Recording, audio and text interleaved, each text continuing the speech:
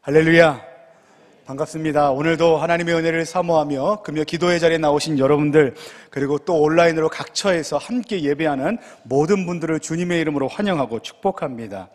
오늘 본문에 보면 예수님께서 다시 가나에 오셨습니다. 물을 포도주로 변화시키신 예수님께서 다시 오셨다는 이 소식은 금세 가나 땅 가운데, 그리고 사람들 사이에 파다하게 퍼지게 됩니다.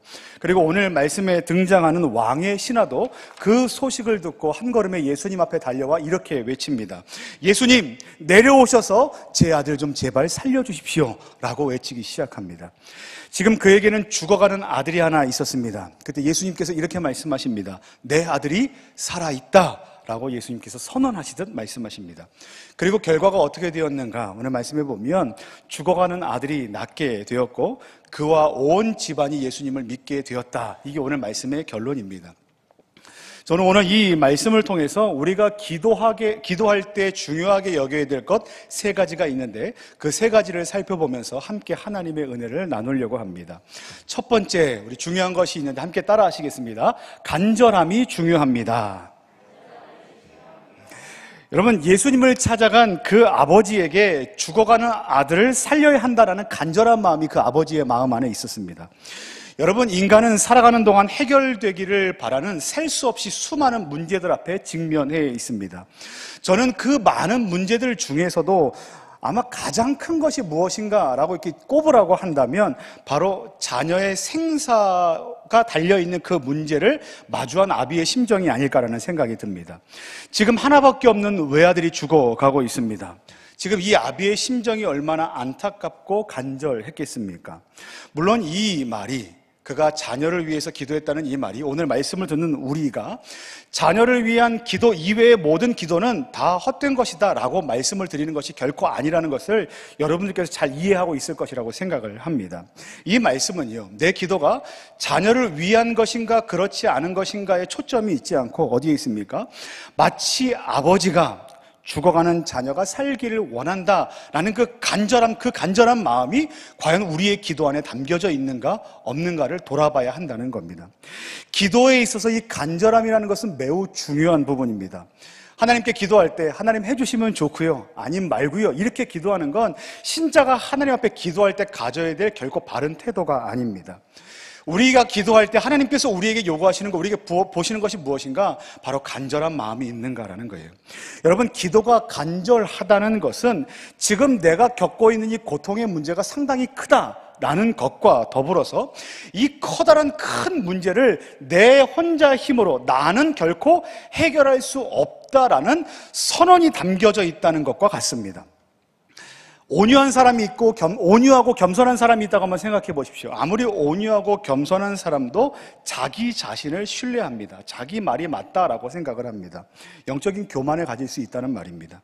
하지만 교만한 사람도 자기 힘으로 안 되는 문제를 만나게 되면 어떻습니까? 자신의 한계를 발견하게 되고 고백하게 됩니다. 아, 안 되는구나, 나는 할 수 없구나 라는 지점을 만나게 된다는 거죠. 여러분, 이때가 어느 때냐 하면 인간이 가장 겸손해지는 때입니다. 그리고 이것을 기도로 바꾼다면 이때가 간절하게 기도할 타이밍이라는 거예요. 사랑하는 성도 여러분, 우리는 난처한 상황을 만나면 어떻게 생각합니까? 아, 이 고난이 나를 집어삼킬 거야, 내가 죽을지도 몰라 라는 마음을 가지고 두려워하고 고난 가운데, 고통 가운데 있게 됩니다. 스트레스 받는 거죠. 하지만 여러분, 우리가 어떤 문제 가운데 봉착해 있다, 직면해 있다, 이때 우리가 기억해야 될 것은 무엇이냐면 이 고난 때문에 내가 망한다라는 생각이 아니라 뭡니까? 오히려 이 순간이, 이 상황이 우리의 한계가 확인되는 지점이다라는 것을 우리는 기억해야만 합니다. 그리고 우리의 영적인 교만이 꺾이는 지점이다라는 것도 기억해야만 합니다. 그리고 마지막으로 우리의 영적인 교만이 꺾이는 그 지점에서 우리가 어떤 것을 고백합니까? 우리 인생의 해답이 오직 예수님밖에 없다라는 그 고백으로 우리의 기도가 터져나오는, 간절한 기도가 터져나오는 지점이 바로 이 지점이라는 거예요. 사랑하는 성도 여러분, 바라기는 저와 여러분들이 마주한 그 고난의 자리에서 오히려 주님, 나는 부족합니다, 나는 연약합니다 라고 고백하면서 간절한 기도의 자리로 나아가시는 저와 여러분들 되시기를 예수님의 이름으로 간절히 축원합니다. 기도에 있어서 두 번째 중요한 것이 있는데 따라 하시겠습니다. 대상은 더욱 중요합니다. 우리의 간절함보다 더 중요한 것이 바로 우리가 어떤 대상을 향해서 기도하는가입니다. 어쩌면 이 대상은요, 더 중요한 게 아니고요, 기도의 본질이라고도 할 수 있습니다. 왜 그런지 한번 이야기를 들어보십시오. 여러분, 오늘 본문에 나오는 아버지는 어떠했습니까? 간절했습니다. 그는 자신의 한계를 깨달았습니다. 그리고 능력 있는 누군가를 찾아 나섰습니다. 그리고 그 앞에 섰어요. 그리고 소리를 칩니다. 저 좀 도와주십시오 라고 소리를 쳤어요. 근데 그 누군가가 만약에 예수님이 아니라면 어떻게 하시겠습니까? 그것은 기도입니까? 기도가 아닙니까? 중요한 문제가 발생하는 겁니다. 세상 사람들에게 교회가 욕을 먹습니다. 뭐라고 욕을 먹습니까? 이기적이고 독선적이다라고 비난을 듣습니다. 그 비난을 듣는 이유가 바로 여기에 있습니다. 세상 사람들은 뭐라고 말합니까? 다른 종교에도 서로 애쓰자고, 서로 노력하자고, 서로 친하게 지내자고, 서로 힘내라고, 서로가 서로의 종교를 지켜주고 서로의 구원을 이루라고 얘기하는 것이 타 종교의 사람들의 이야기입니다. 근데 어떻습니까? 기독교는 어떻습니까? 우리는 어떻습니까? 오직 예수님만이 소망이시고, 오직 예수님만이 진리이시고, 예수님만이 능력이시고, 예수님을 믿어야만 구원받는다라고 말하니 세상 사람들이 볼 때 얼마나 독선적으로 보이겠습니까? 근데 여러분, 그거 아십니까? 이것이 바로 저와 여러분들이 믿는 바입니다. 예수님이 저와 여러분들의 소망 되시고, 예수님께서 저와 여러분들의 구원자가 되시고, 우리의 능력이 되십니다. 여러분, 우리가 기도할 때 우리의 기도의 대상은요, 결코 하늘에 있는 밝은 달이 아닙니다. 여러분, 우리의 기도의 대상은 생일 케이크 위에 꽂혀 있는 그 하나의 초가 아닙니다. 우리의 신뢰의 대상은 그렇다고 신기한 능력을 발휘하는 어떤 사람도 아니고, 이렇게 아우라가 넘치는 사람도 아니고, 훌륭한 덕망을 가진 사람도 아니고, 많은 지식을 갖고 있는 사람도 아니고, 독보적인 능력을 갖고 있는 사람도 아니고, 많은 돈을 갖고 있는 사람도 아닙니다. 우리의 기도의 대상이 누구십니까? 바로 예수 그리스도이십니다. 오늘 죽어가는 아들이 낫기를 바랐던 이 아비의 기도가 응답된 주요한 원인이 뭡니까? 바로 그가 자신의 한계를 발견한 그 지점에서 그 문제를 가지고 누구에게 나간 것입니까? 예수님에게 달려나갔던 겁니다. 기도의 응답의 원인과 결과가 어디 있습니까? 예수님에게 나아간 것 때문에 있다는 거예요. 여러분 기억하십니까? 군중들 사이로 걸어가시는 예수님 뒤에서 예수님 몰래 옷자락을 만졌던 혈루증 걸린 여인을 혹시 기억하실지 모르겠습니다. 그 여인의 혈루증 병력은 몇 년인지 아십니까? 자그마치 12년입니다. 이 여인은 간절했습니다. 그 병을 고치기 위해서 15년 동안 안 해본 것이 없습니다. 근데 그 여인이 고백하는 것이 무엇입니까? 결과가 어떠했습니까? 그녀는 결국 많은 괴로움 가운데 있었고, 가진 것을 모두 다 허비했고, 아무런 효험도 없었고, 도리어 병은 더 악화되고 중하게 됐다라고 자신이 고백합니다. 그런데 어떨 때 병이 나왔습니까? 그녀가 예수님 몰래 예수님의 옷자락을 만졌을 때 병이 났습니다. 여러분, 구원과 능력과 치료는 누구로부터 나오는 것입니까? 예수님으로부터 나오는 것입니다. 여러분, 저는 책 중에서 자기계발 도서를 많이 좋아합니다. 자기계발 도서를 읽다 보면 많은 도전들을 받고 도움과 정보들을 받을 때가 있어요. 설교에 이렇게 사용하게 됩니다. 이런 자기계발 도서 안에는 어떤 내용들이 담겨져 있냐면 간절함이라는 그 내용이 담겨져 있어요. 자기계발 도서를 이렇게 읽으면 그 안에 어떤 일을 하다 보면 작심삼일하게 되는 경우가 있다는 거예요. 근데 이 작심삼일이 결국에 내 습관이 되기 위해서 필요한 게 뭐냐면 동기부여인데, 이 동기부여의 원동력이 뭐라고 말하냐면 간절함이라고 얘기합니다. 내가 과연 이 일을 이루어야 한다라는 그 간절함이 동기를 만들어내고, 그 동기가 작심삼일을 넘어서 계속해서 그 습관으로 만드는 역할들을 한다는 거예요. 자기계발서에 보면 포기할 만한 쯤 되면 계속해서 떠올려야 되는 겁니다. 뭐 동기부여가 내 안에 간절함이 먹고 사는 문제면 계속해서 그 문제를 떠올리고, 성장이면 성장을 떠올리고, 그리고 대학 입학, 입시면 계속해서 그걸 떠올려야 계속해서 달려나갈 수 있는 힘이 발생된다는 거예요. 저는 이런 메시지들을 좋아합니다. 왜냐하면 제 안에 부족함과 연약함이 있기 때문에 계속해서 깨우는 것을 좋아합니다. 그런데 어떤 면에서 이 책을 보다 보니까 이런 생각이 들었습니다. 이 자기계발 도서 안에 있는 이 많은 내용들이 어쩌면 종교적인 면을 갖고 있는지도 모르겠다라는 거예요. 잘 들어보십시오. 어떤 종교인가?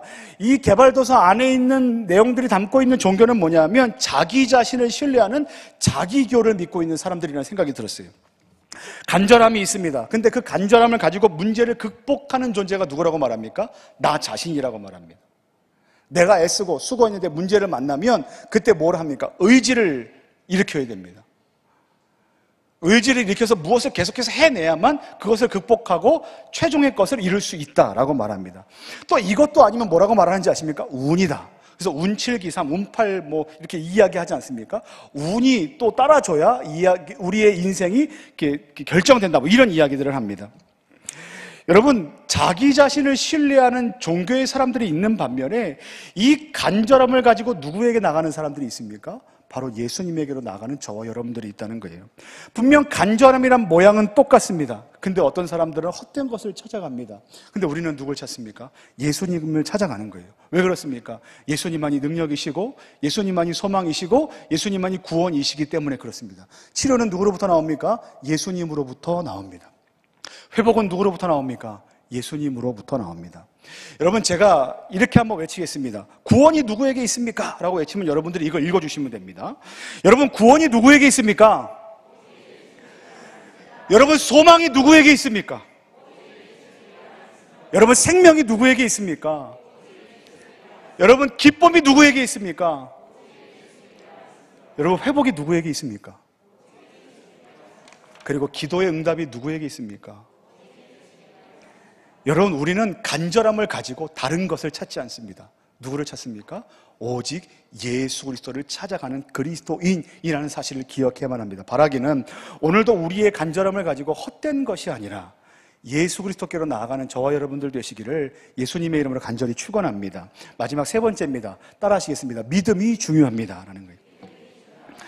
여러분, 예수님께서 내 아들이 살아있다라고 선언하셨던 그때 예수님도 그렇고요, 그리고 그 아비도 그렇고 모두 아들의 상태를 확인할 수 있는 상황이 아니었습니다. 왜 그런가 하면 예수님과 아버지는 가나라는 지역에 있었습니다.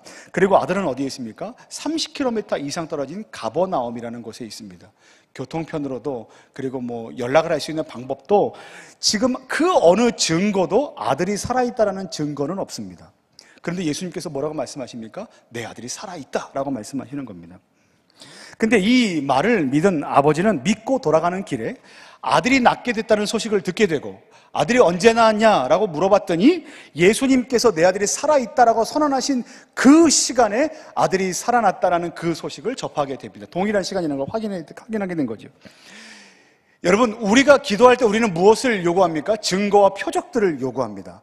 아, 우리가 기도했더니 이렇게 되었다, 이런 현상이 일어나면 좋겠다라고 생각을 합니다.